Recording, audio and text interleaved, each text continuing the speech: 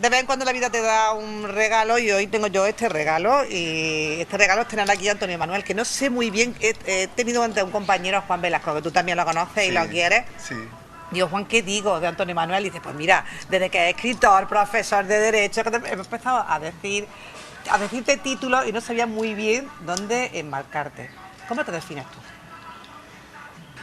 Yo intento ser una buena persona. Esa es mi única ambición vital. Si dijeras que soy una buena persona, me haría feliz, la verdad. Pues eres una buena persona, a mí me consta y le consta a muchísima gente. Lo que eres también es lo que decía mi abuela, toda mi familia es de Montoro, y los Qué pueblos bien. tú sabes que tienen unas expresiones muy desinquieto. Tú eres un desinquieto. Sí, sí. Bueno, es que yo creo que en la sociedad en la que vivimos, en la que una de las características esenciales es el vértigo, y además estamos rodeados de injusticias sociales por todas partes, el no ser inquieto es prácticamente consolidar, el confirmar, el ser cómplice de lo que está pasando, ¿no? Es verdad que no se puede estar en todos los sitios, ¿no? No solamente porque sea metafísicamente imposible, sino porque tampoco es sano para una, No es saludable. no es sano para una persona. Pero sí es cierto que hay hechos que pasan delante de tus ojos que si no actúa acabaría siendo, por lo menos para mí, un peso para la conciencia insoportable, ¿no? Entonces, bueno, pues sí, en ese aspecto soy un desinquieto. Ahora es un desinquieto.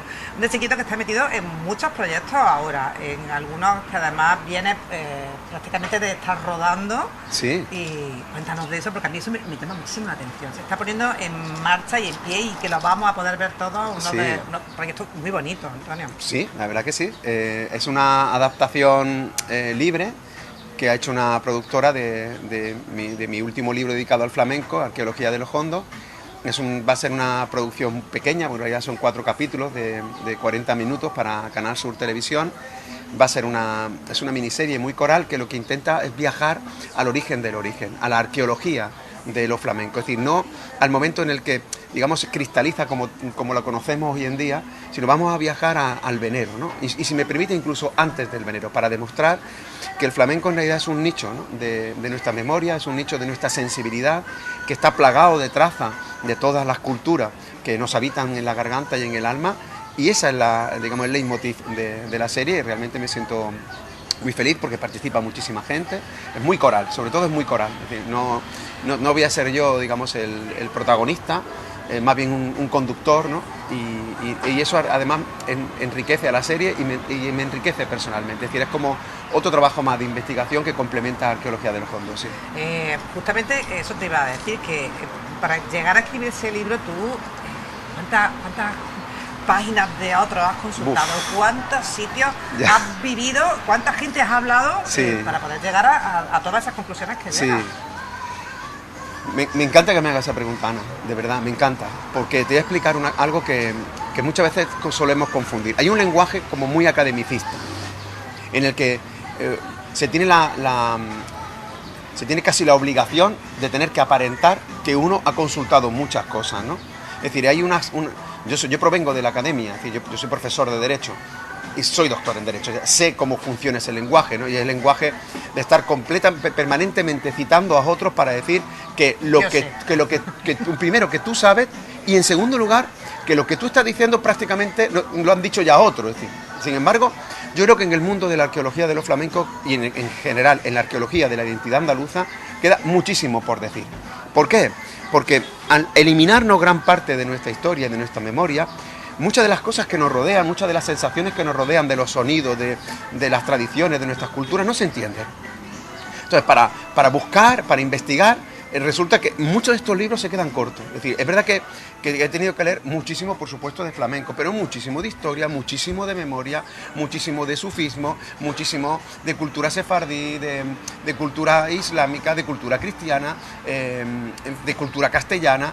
He tenido que aprender árabe, en fin, quiero decir que tienes que ser muy transversal, muy holístico, para al final llegar a una conclusión muy elemental, y es que el flamenco no irrumpe por generación espontánea, es decir, no surge porque alguien esté en la cueva y de repente se pone a cantar una sigrilla, es decir, eso no ocurre así, ocurre porque hay una evolución de cultura, hay una resistencia por parte del pueblo para no olvidar, es decir, hay un intento de quienes nos conquistan para que olvidemos, y hay una resistencia popular que decide no olvidar y depositar todo lo que sabe en un lugar prácticamente inaccesible, que es el aire y el alma.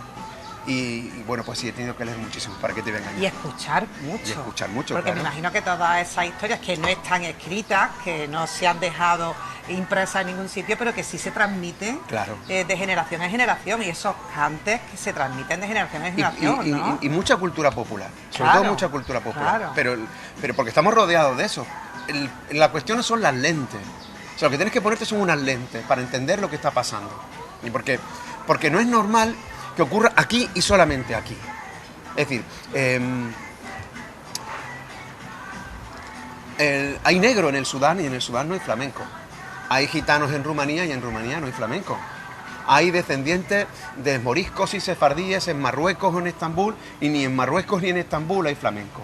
La mayoría de nuestros expulsados acabaron en América, y aunque es verdad que ahí ocurrió un fenómeno muy parecido, pero tampoco en América hay flamenco. Y se cuenta en la historia oficial que somos hijos de repobladores del norte de la península, y que yo sepa, en el norte de la península tampoco hay flamenco. No hay flamenco, luego, luego aquí ocurrió algo concretamente en Andalucía, o en lo que yo llamo el territorio simbólico de Andalucía, porque claro, también nos solemos equivocar, y es como si colocáramos una frontera en Despeñaperro, ¿no? Porque confundimos una unidad administrativa, política, con una identidad simbólica que trasciende de Despeñaperro. Pero es cierto que hay un fenómeno que ocurre aquí y solo aquí, y no solamente con el flamenco, sino también en nuestra forma de hablar, en nuestra forma de expresarnos, en nuestra forma de vivir. Si esto ocurre aquí, es porque aquí pasó algo. ¿Y qué fue lo que pasó? Porque la historia oficial nos cuenta que Andalucía, este territorio simbólico, se convierte en un solar, es decir, que acaba siendo desolado y repoblado por otras personas, ¿no? Y eso no encaja, o sea, no encaja. Si tú empiezas a investigar las raíces de las palabras, las raíces de las costumbres, el por qué nos comportamos, y cotejarlas con expresiones culturales de todos esos lugares que te estoy contando, empiezas a descubrir como un efecto espejo. Y empieza a decir, anda, pero si esta palabra es idéntica a la que se dice aquí en América, ¿cómo puede ocurrir?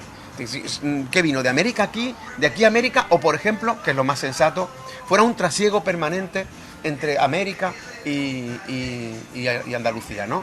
Si ocurre con el norte de África, exactamente igual. Si ocurre... Entonces, entender algo tan simple como que hay una cultura milenaria, que es la mediterránea, que hay un pueblo vinculado a esa cultura mediterránea desde tiempos inmemoriales, y que no hemos resistido a olvidar, y que festeja todos los intentos para que cambiemos nuestra forma de hablar. Somos los galos. Somos los galos. Somos los galos. Con la diferencia, y ahí es donde viene la clave, y por eso me encanta tu pregunta, con la diferencia de que los galos saben que resistieron, y nosotros no. A nosotros nos han enseñado que no. Y aún más, que como lo intentes descubrir, estás como contraviniendo una ley no escrita, ¿no? Como que te estás metiendo en un lío que no tienes que no te debes meter. Que dejarlo estar. Eso, como dejarlo estar. ¿Y eso por qué? Oye, porque hubo persecuciones descomunales que están también en la memoria, ¿no? Nosotros somos hijos de los más humildes, de la gente más rebelde, de la gente más digna. Y yo creo que hay que colocarlo en valor, colocarlo sobre la mesa, y para eso, bueno, pues sí hace falta muchísima investigación, claro. ¿Qué les dice a todas las personas? Porque también hay personas, yo me consta, porque además te sigo, te leo y veo todas las cosas que haces, cómo te comportas, que le das réplica a los que no participan de tus conocimientos, los que no están de acuerdo con lo que dices. Pero además se lo dices de una forma muy cordial, porque eres una persona con una mente abierta, y yo creo que la vida se basa en eso, en escuchar todo tipo de historias. Este documental que estáis haciendo, ¿tú crees que servirá para terminar de aclarar todo eso, que a lo mejor hay gente todavía que no acaba de entenderlo? Sin duda. Muchas veces lo visual parece que entra más, ¿no? Entra pues sí, más fácil. claro. En realidad estamos hablando del lenguaje del siglo XXI, claro, ¿no? O uno de los lenguajes del siglo XXI. Siempre va a haber resistencia cuando alguien aporta un elemento que es completamente novedoso, pues siempre hay gente que se resiste a entenderlo, y me parece normal, o sea, y yo lo respeto. Yo lo que pido es idéntico respeto para lo que lo estamos haciendo. Y luego, a mí me parece que pierde la razón quien pierde la forma. Yo creo que Eso siempre. hay que ser impecable en la forma e implacable en el fondo. Y el tiempo da y quita razones. Es verdad que en muchas de las causas que yo he defendido me he encontrado estas reacciones animales, viscerales, irrespetuosas, faltonas, además con un lenguaje demasiadas veces soez, pero sobre todo de crítica dominen. Es decir, que Prepotente. exactamente. Es decir, usted es un ignorante. Oye, no, mira, a mí no se me va a ocurrir decir que tú lo eres, ¿sabes? Lo que pasa es que te repito que creo que tenemos que recuperar también una forma que existieron, por ejemplo, en la década de los 60, la década de los 70, fíjate, en el tardofranquismo. Hubo muchísima gente que volvió a colocar sobre la mesa la identidad andaluza perdida durante la dictadura, ¿no? Y lo hizo de la forma más divulgativa posible. O sea, recuerdo a, pues no sé, a Luis Rosales, a Félix Grande, a Quiñones, no sé, a tanta gente, a Caballero Bonal, ¿no? Y bueno, y no tenían por qué escribir tesis doctorales permanentemente para que alguien les leyera, sino justamente lo contrario, tenían que hacer un lenguaje divulgativo. Exactamente. Y luego además, por algo que yo tengo como muy en mi ADN, ¿no?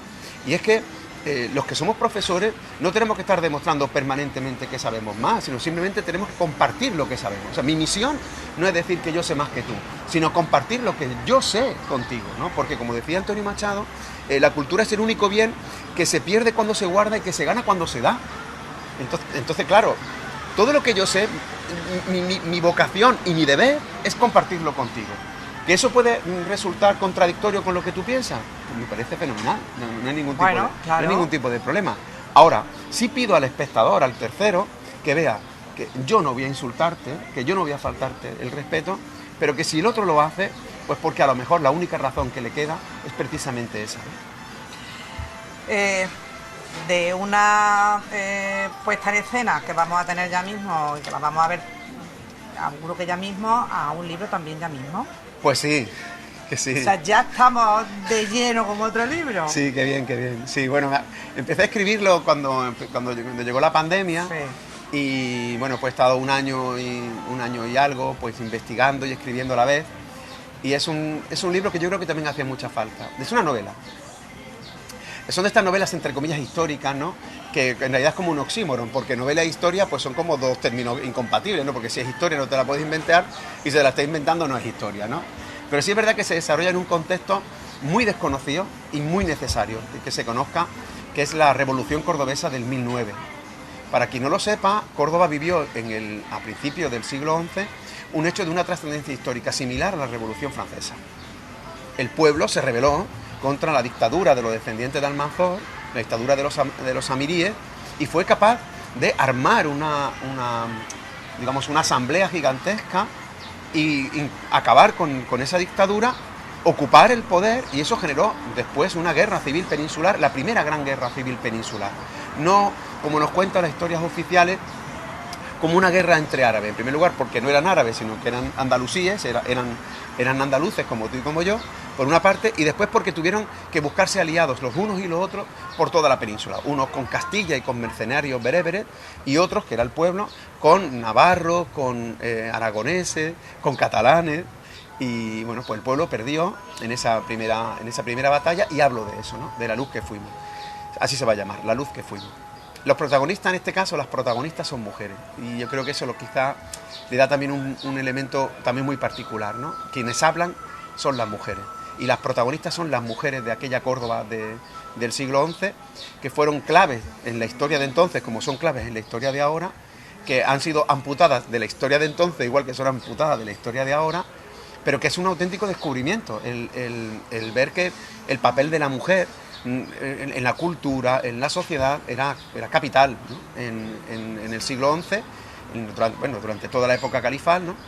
Pero bueno, concretamente en ese hecho histórico que yo creo que hacía falta colocar esa pieza para que nos sintiéramos todavía más orgullosos de esta ciudad que habitamos. ¿Cuándo tenemos ese libro en las manos? Ay, pues Ana, a mí me gustaría, no sé, a mí me dijo, yo siempre edito con Almuzara, en las obras de este tipo, una ¿no? editorial fantástica, además. Es una editorial andaluza, Manuel Pimentel es mi amigo, Y en ese aspecto yo soy muy simple, soy muy leal. Eso no quiere decir que a lo mejor un día, pues no sé, por la cosa que pasa, yo qué sé, ¿no? Pero a fecha de hoy yo me veo con una cuestión de confianza y prefiero que me edite una editorial andaluza, una editorial cordobesa. Y bueno, Manolo me dijo que saldría por noviembre, ¿no? Así que bueno, pues espero que sea por noviembre, ojalá salga por noviembre. Bueno, pues estaremos muy pendientes de ese estreno, que seguro que va a ser algo llamativo como todo lo que hace. Ya sabemos cómo es la tele y tenemos ya el tiempo limitado, me gustaría hablar contigo de más cosas, pero lo que sí hacemos es que nos volvemos a ver a la vuelta de las vacaciones, de las mías, yo no sé de las tuyas, pero yo ya llevo chuleando ya de vacaciones toda la semana, ¿sabes lo que me queda? Pues disfrutará. A las vueltas si nos vemos. Una última pincelada. Dime. ¿Por qué tengo yo que estar orgullosa de hablar así como hablo? ¿Por qué no tengo que hacer un esfuerzo por pronunciar las S que no me salen? Que además hay una cosa, pues, si yo quisiera hablar con la S, yo no tendría credibilidad ninguna. No sé la que tengo ahora mismo, pero desde luego la perdería seguro. Bueno, tú hablas con la S, lo que pasa es que, claro, pero que es tu S. Es mi S. Claro, tú hablas con una S que es tuya, que es cordobesa. Y además cordobesa de aquí, ¿no? Porque no es la misma S de Lucena, ni es la misma S del Cuervo, o no es la misma S de Armilla, ¿no? Los andaluces vivimos siempre en una permanente comparación con un otro, ¿no? Y entonces nos olvidamos de que somos un nosotros. Y si invertimos la regla. Es decir, yo no hablo mal una lengua extraña, sino hablo bien la lengua que hablo. Y eso es así porque lo que nosotros estamos utilizando, estos sonidos que nos habitan en la garganta, en muchos casos son milenarios. Igual que la palabra Córdoba. O sea, tiene sentido que una palabra como Córdoba, que es anterior a Roma, que es una palabra prebética y que se ha mantenido intacta durante la bética, durante la Hispania bizantina, durante la Hispania visigoda, durante la época andalusí, hasta la contemporaneidad. ¿Tiene sentido que una palabra se mantenga y los sonidos no? ¿Y por qué? No tiene ningún sentido, ¿no? Si hay una resistencia popular a que donde tú vivas tenga un nombre que no se inmute, lo mismo le pasa a los sonidos. Y nuestros sonidos, unos casos provienen del romance andalusí, mientras que en el norte se hablaban distintas lenguas, fíjate, que se mantienen. En el sur y el levante peninsular se hablaba una sola, que era el romance andalusí. Poco a poco fuimos aprendiendo árabe y al final se mezclan en una osmosis maravillosa y se genera una lengua propia que se llama algarabía, que viene de Arabía, que es árabe, y Algarb, que es occidente, el árabe de occidente. Ese árabe no se escribe, es dialectal como la mayoría de los árabes dialectales del norte de África, pero en ese árabe ya viven palabras como Córdoba, sonidos que ya preexistían. Y luego después, igual que este pueblo tuvo que aprender el latín y no olvidó su herencia anterior, después aprendió el árabe y no olvidó su herencia anterior, ahora aprendimos castellano y no olvidamos la herencia anterior. Entonces, si somos un pueblo que tiene miles de años de historia, por eso caminamos tan despacio, porque tenemos mucho peso en la espalda, ¿no? Bueno, pues no solamente en la espalda, también en la garganta. Así que vamos a sentirnos orgullosos de nuestra forma de hablar, porque nuestra forma de hablar revela incuestionablemente los miles de años del pueblo al que pertenecemos. Orgullosa estoy yo de tenerte aquí al lado y de considerarte amigo. Gracias, Ana. De verdad que sí. Muy atento, que te digo, estaremos no solo de tu libro, sino también de esa proyección y demás cosas que no nos ha dado tiempo de hablar, pero hablaremos.